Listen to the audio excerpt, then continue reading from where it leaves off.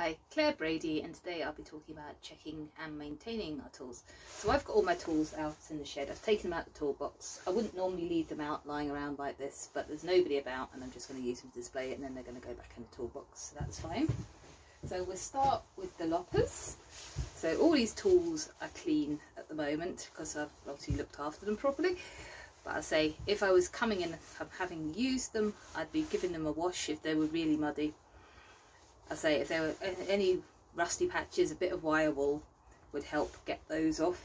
And say make sure that spray of oil is always really good. I've got some GT85 here, things like that. Say vegetable oil I tend to use these days if I can get it in a spray form, as it's a bit more environmentally friendly. So say make sure your tools are nice and dry before putting them away though, because you don't want them going rusty again. So here I've got my loppers. So I'm assuming I've cleaned my loppers and I'm getting them out for the first time. I'm going to use them today. So I want to check that they're nice and safe. So I'm just checking things like the handles are nicely on. I know I sharpened this the other day, so I know it's sharp, but I could test it out on something to make sure my tool is sharp. So I can see my cutting blade, it's all nice and clean. It's nice, moving nicely, so I'm happy with that. So just check any bolts, they all look nice and firm. So I'm happy that is good today. Can't see any cracks in here at all. Everything seems to be nice and firm. So I'm happy with my loppers for today. I say I'd go out, I'd use them, and then I'd bring them back in, make sure they're clean and oiled and put away in the toolbox. So I'm just going to put them down here for now, but I will be putting them away later. So what should we do next? Let's have a look at my bill hook.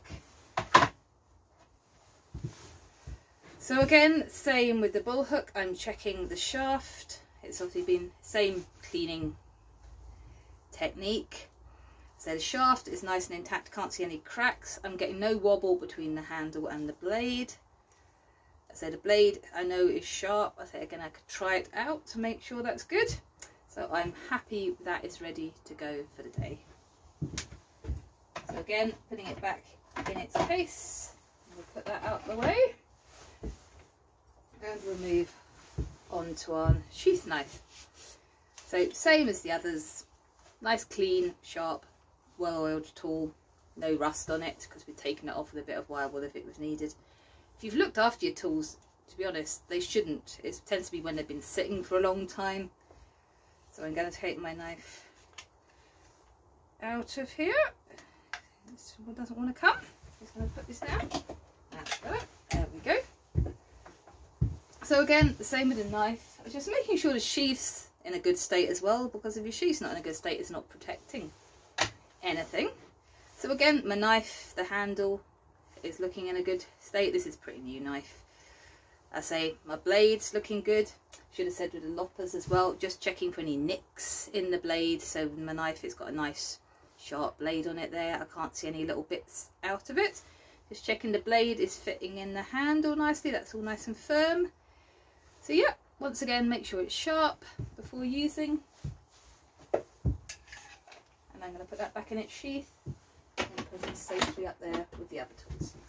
So last one is our saw. So the bow saw. So checking my handle, that mechanism's working nicely on there. That's holding my blade in. Make sure that is pressed in. I've got my handle, everything's looking in a good state. So a few bits here, this isn't rust, this is where the paint's actually got knocked off a bit. So it's one to watch for the rust in places like that, but it's all sound at the moment. So one different thing, little bit of different things to check on the saw is I'll take the guard off, just to make sure all your teeth are there. If you've got a saw without any decent teeth, then it's not going to saw very well. So it might be time to change the blade if you've noticed you've got some teeth missing or damaged. So I should just pop that back on. So I can feel the tension of my blade is good in there.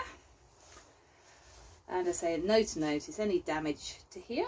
So I'd say we are all good to go. So we spray with a bit of oil on the saw is no bad thing as well. And I'd say I'm going to put these all away. Now I'm done back in my toolbox.